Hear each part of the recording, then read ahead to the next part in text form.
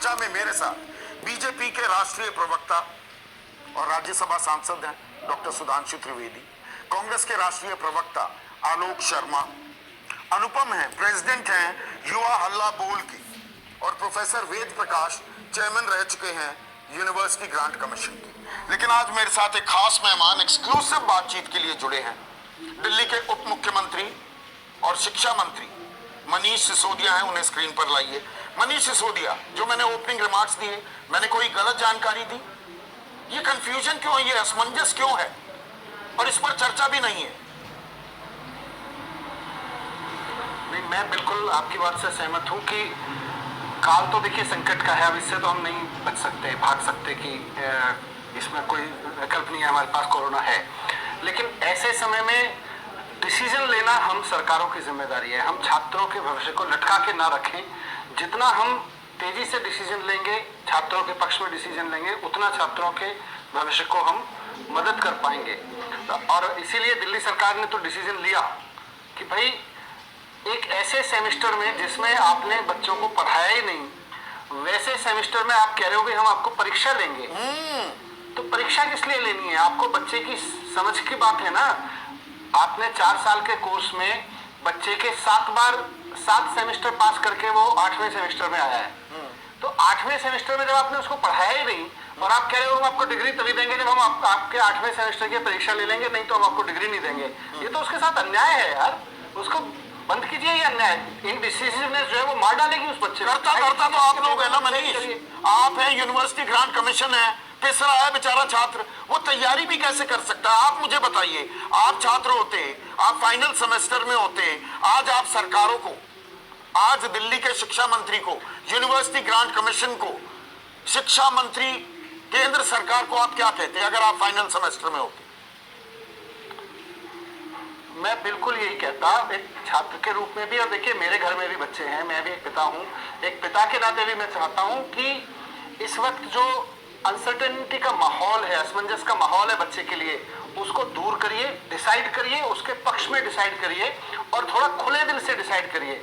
आप ये रूल्स, ये परंपराएं कि साहब हमेशा हम परीक्षा लेके ही पास करते थे, अरे परीक्षा लेके तब पास करते थे जब सामान्य समय होता था। आज बहुत असामान्य अभूतपूर्व समय में आप जी रहे हैं, वहां कुछ अभूतपूर्व फैसले आपको लेने पड़ेंगे। आपने 7 बार पिछले 4 साल में जिस बच्चे को पास किया, उसकी 7 बार की परफॉर्मेंस के आधार पर उसको आप 8वीं बार पास करिए और उसको डिग्री दे दीजिए। और ये मैं कोई अनहोनी बात नहीं कर रहा, आपने सीबीएसई में किया है।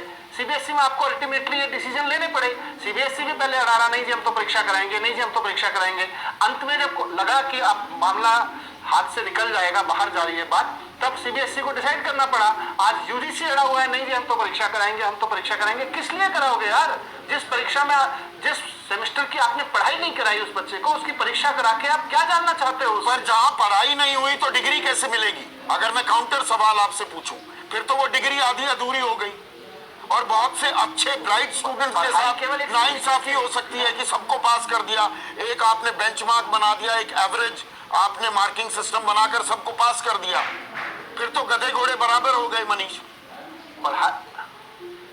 मैं इसीलिए कह रहा हूँ, ये गधे और घोड़े के बीच में डिफरेंस करने की हमारा जो अहंकार है ना, कि हम एक 3 घंटे की परीक्षा लेंगे और हम गधे और घोड़े पहचान लेंगे। मैं इन परीक्षकों को ही कहना चाहता हूँ सबसे पहले कि इस अहंकार ने देश को मार रखा है, पूरी की पूरी शिक्षा व्यवस्था को बर्बाद कर दिया इस अहंकार ने, कि हमारे पास वो जादू की छड़ी है जिसे हम परीक्षा कहते हैं। 3 घंटे में हम पता लगा लेंगे आप में से कौन गधा है और कौन घोड़ा है। इस परीक्षा की अकड़ ने ही मार रखा है। और आज फिर वही अकड़ हम अपने उन स्टूडेंट्स पर जो अपनी डिग्री का इंतजार कर रहे हैं। बहुत सारे लड़के लड़कियों ने नौकरियां ले ली हैं उस पढ़ाई के पूरे होने पे। उनको लग रहा था फरवरी मार्च में उनके कैंपस इंटरव्यूज हुए, उनको ज्वाइनिंग का इंतजार है। अब आप कह रहे हो हम तो परीक्षा कराने की स्थिति में नहीं है और जब तक परीक्षा नहीं कराएंगे तब तक हम आपको डिग्री नहीं देंगे। इसीलिए मैंने कह रहा हूं आपसे कि 4 साल के एग्जाम में आप उसको 7 बार परीक्षा लेके पढ़ा चुके हो। और ये जो अंतिम परीक्षा है, जिसको अंतिम 8वें सेमेस्टर की परीक्षा कह रहे हो, वो पूरे 4 साल की परीक्षा नहीं होती है, वो भी 6 महीने की परीक्षा होती है। 6 महीने में जो पढ़ाया जाना था उसकी परीक्षा होती है। आपने जो पढ़ाया नहीं उसको कह रहे हो हम तो जिद पढ़े हुए जी परीक्षा लेंगे हम आपकी। किस चीज की परीक्षा लोगे? नहीं, और ये मामला सुप्रीम कोर्ट पहुंच रहा है। यूनिवर्सिटी ग्रांट कमीशन, अब सुप्रीम कोर्ट ने बाकायदा वहां सवाल ये पूछा कि भाई डिजास्टर मैनेजमेंट एक्ट लगा दी है दिल्ली ने या महाराष्ट्र ने, तो वो ओवर रूल करेगी क्या यूजीसी के डायरेक्टिव्स, उनके गाइडलाइंस को? अब उसके लिए हलफनामा देने के लिए और वक्त मिल गया। मतलब कानूनी लड़ाई में हम पिसे रहे हैं, आपस में बैठकर बात नहीं कर सकते आप लोग? मुझे तो लगता है कि यूजीसी को भी चाहिए भाई, ये तो पॉलिटिकल डिसीजन है। केंद्र सरकार को एक पॉलिटिकल डिसीजन लेना पड़ेगा अपने देश के बच्चों के पक्ष में। केंद्र सरकार यानी भारतीय जनता पार्टी को अपने देश के बच्चों के पक्ष में डिसीजन लेना पड़ेगा, अपने नौजवानों के पक्ष में डिसीजन लेना पड़ेगा। लाखों स्टूडेंट्स इस डिसीजन का इंतजार कर रहे हैं। जब राज्य सरकारों ने डिसीजन लिया तो केंद्र सरकार अब कह रही है बीजेपी की कि हम नहीं करने देंगे। तो ये बीजेपी को सोचना पड़ेगा कि वो स्टूडेंट के साथ है, उनके भविष्य के साथ है या उनके खिलाफ है। और दिल्ली यूनिवर्सिटी की भी जहां तक बात करें, मैंने अपने ओपनिंग कमेंट्स में कहा, कल से ओपन बुक ऑनलाइन एग्जाम्स वहां पर शुरू हो गए। उसमें भी दिल्ली हाई कोर्ट का पहले फैसला आया।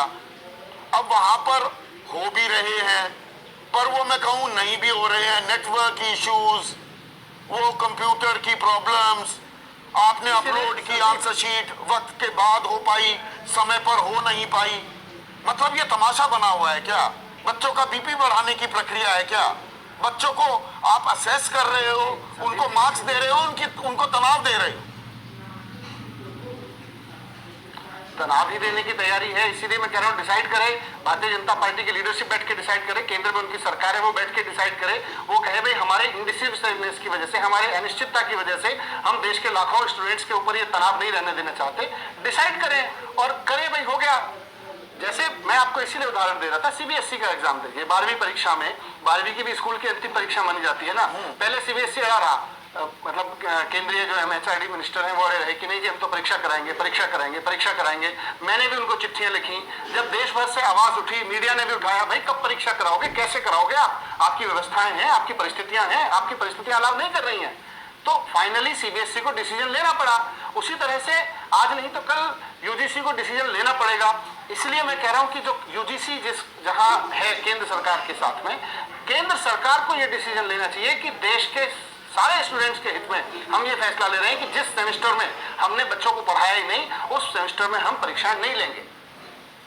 तो आप संकट काल, संक्रमण काल का हवाला दे रहे हैं। और अब मैं यूनिवर्सिटीज से बच्चों पर भी आ जाऊं, उस पर एक और कंफ्यूजन अभी चल रहा है कि कब खुलेंगे। मैंने बताया, कोई कह रहा है 15 अगस्त से, कोई 31 अगस्त, कोई 1 सितंबर, कोई 15 सितंबर। मतलब क्या पूरे देश में एक पॉलिसी नहीं हो सकती?